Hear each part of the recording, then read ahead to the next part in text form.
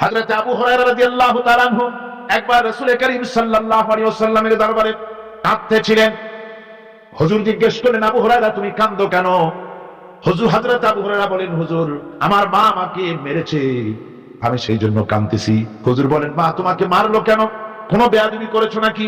তিনি বললেন, না কোনো বেয়াদবি করি নাই, তবে মারলো কেন? হযরত আবু হুরায়রা বলেন, হুজুর আমার মা হচ্ছেন মুশরিকা, আমার মা কাফের। আমি অনেক রাত হয়েছিল বাড়ি ফিরতে, আমার মা জিজ্ঞেস করলো এত রাত কোথায় ছিলি? আমি বললাম, মা তাম পৃথিবী যে কদম মোবারক চুমতে পারলে নিজেকে ধন্য মনে করে, আমি সেই রাসূলের দরবারে ছিলাম, আসতে দেরি হয়ে গেছে। ইয়া রাসূলুল্লাহ, আপনার নাম শোনা মাত্র আমার মায়ের গায়ে আগুন জ্বলে গেল।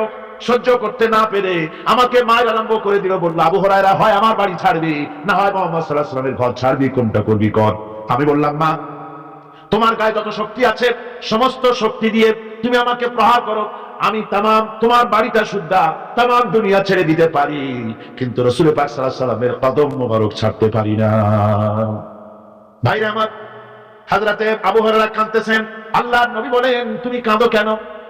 তোমার মা তোমাকে মেরেছে, আমি এখানে কি করব? এখানে তো আমি কোনো দখল আন্দাজ করতে পারি না, আমি কি করতে পারি? এখানে ইন্টারফেয়ার তো আমি করতে পারি না, মা তোমারে মেরেছে। হযরত আবু হুরায়রা বলেন, ইয়া রাসূলুল্লাহ, মায়ের বিরুদ্ধে কোনো নালিশ করার জন্য আপনার কাছে আমি আসি নাই। বলে, কেন এসেছো? হযরত আবু হুরায়রা বলেন, হুজুর এসেছি এই জন্য, আমি জানি আপনি যদি আল্লাহর দরবারে কোনো ব্যাপারে দোয়া করেন, আল্লাহ রাব্বুল আলামিন তা মঞ্জুর করে নেন। আপনি মেহেরবানি করে আমার মায়ের হেদায়েতের জন্য আল্লাহর কাছে দোয়া করুন। হুজুর সাল্লাল্লাহু আলাইহি ওয়াসাল্লাম দুই হাত উঁচু করলেন, বললেন, আল্লাহুম্মা ইহদি উম্মা আবি হুরায়রা, হে আল্লাহ আবু হুরায়রার মাকে তুমি হেদায়েত নসিব করে দাও। এই দোয়া রাসূল করতেছেন। হুজুরকে দোয়ার মধ্যে ফেলে রেখে আবু হুরায়রা দৌড় আরম্ভ করেছে বাড়ির দিকে। পেছন থেকে কয়েকজন সাহাবী তারা দৌড়ে গেল। আবু হুরায়রা দৌড়ায় কেন? এত ভদ্র মানুষ, কোন সময় কারোর সাথে রাগারাগি করে না, দৌড়ায় কেন? নিশ্চয়ই কোনো বিপদ বুদ্ধি হয়ে গিয়েছে, পিছন থেকে জামা টেনে ধরেছে। কি হয়েছে, দৌড়াও কেন? হযরত আবু হুরায়রা বলেন, আমার জামা ছেড়ে দাও, আমাকে দৌড়াতে দাও, আমি দৌড়াইয়া বাড়ি পৌঁছে গিয়ে দেখতে চাই আমি আগে দৌড়ে বাড়িতে গেলাম না নবীজির দোয়া আমার আগে আমার বাড়ি পৌঁছে গেল।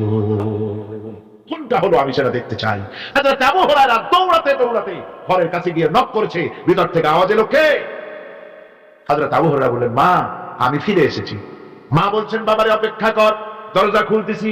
হযরত আবু হুরায়রা বলেন, মায়ের গলার আওয়াজের মধ্যে শিরকিয়াতের কর্কশতা পেলাম না, মায়ের গলার আওয়াজের মধ্যে তাওহীদের নরমিয়াত পেলাম। আমার মনে হলো রাসূলুল্লাহর তীর তার নিশানায় পৌঁছে গেছে। কিছুক্ষণ পর মা আমার বেরোলেন, মাথার চুল দিয়া পানি পড়তেছে, বুড়া মানুষ। মা আমার কাছে এসে বলল, বাবা তোমাকে মারার পর আমি বড় অনুতপ্ত হয়েছি, মনে মনে অনুশোচনা করেছি, আরে আমার ছেলে তো কোনো খারাপ জায়গায় যায় নাই, কোনো খারাপ মানুষের কাছে যায় নাই, মারলাম কেন? বড় অনুতপ্ত হয়ে গেছি আমি। এই অনুশোচনা করে আমি এই মাত্র গোসল করেছি, আমাকে নিয়ে চলো তুমি বিশ্ব নবী রাসূলুল্লাহর দরবারে।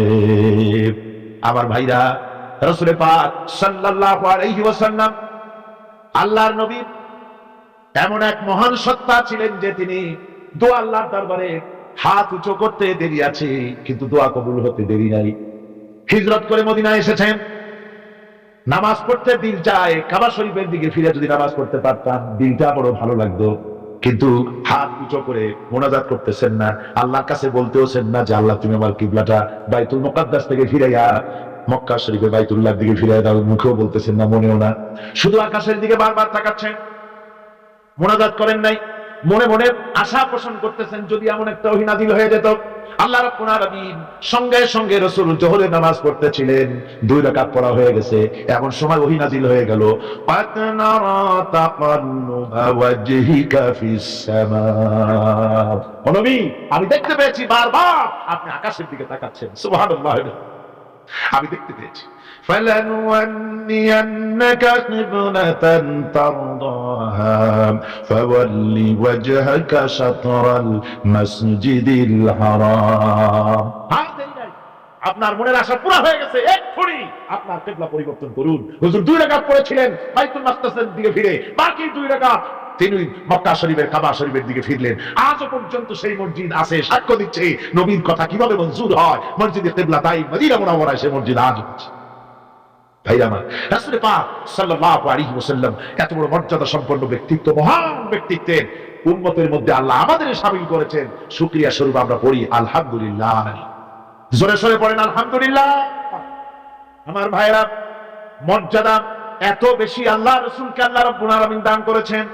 এই পৃথিবীতে কোন মানুষের সঙ্গে যদি আপনি বেয়াদবি করেন, তিনি আপনার বাপ হোক, তিনি আপনার মা হন, অথবা আপনার উস্তাদ হন, অথবা আপনার পীর হন, যে কেউ হোক না কেন, কারোর সঙ্গে যদি কোনো বেয়াদবি হয়ে যায় তো শুধু একটা বেয়াদবি ছাড়া আর কিছুই না।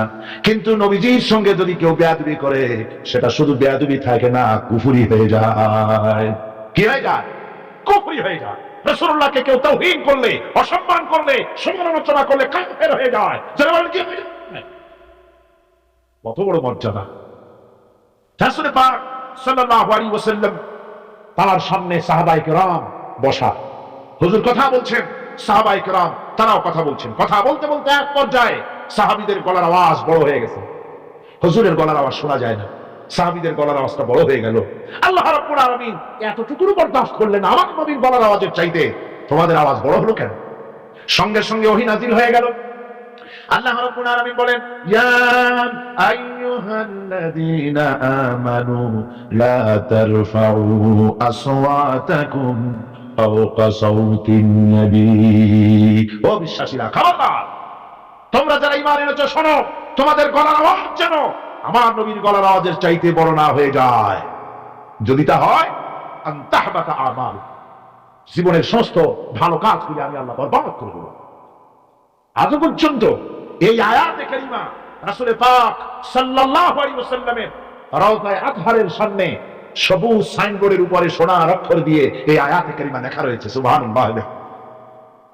সর্বকালের, সর্বযুগের সর্বশ্রেষ্ঠ মহামানব, সর্বশ্রেষ্ঠ বিশ্বনবী, আল্লাহর পরে যার মর্যাদা, তিনি হচ্ছেন মুহাম্মদ রাসূলুল্লাহ সাল্লাল্লাহু আলাইহি ওয়াসাল্লাম। তার অনুসরণ করা ইবাদত, তার অনুসরণ করা কি?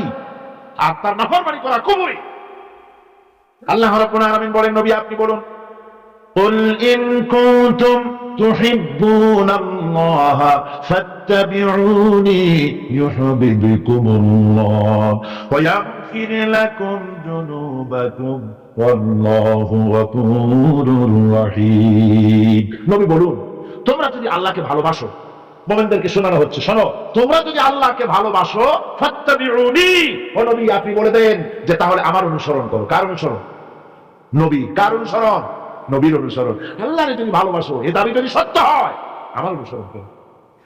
আর আমার অনুসরণ যদি করো, আল্লাহ পাক বলেন, নবী শুনায় দেন, আপনার অনুসরণ যারা করবে আল্লাহ তাদেরকে ভালোবাসবেন। আর শুধুই ভালোবাসবেন না, তামাম জিন্দেগীর সকল গুনাহ খাতা রব্বুল আলামিন মাফ করে দিবেন।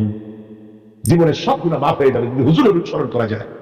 বিশ্বকবি, কবি সম্রাট আল্লামা ইকবাল রাহমাতুল্লাহ আলাইহি বলেছেন, কি মুহাম্মদ সে वफा तूने तो हम तेरे हैं, ये जहां चीज ही क्या लोहो कलम तेरे हैं। মুহাম্মদ সাল্লাল্লাহু আলাইহি ওয়াসাল্লামের সঙ্গে মুহাব্বত করে দাও, আকাশ আর জমিন তো দূরের কথা, লৌহ কলম পর্যন্ত আমি আল্লাহ তোমার জন্য করে দেব। তুমি মুহাম্মদের হয়ে যাও সাল্লাল্লাহু আলাইহি ওয়াসাল্লাম, তার অনুসরণ করো, তার অনুকরণ করো জীবনের সব ক্ষেত্রে।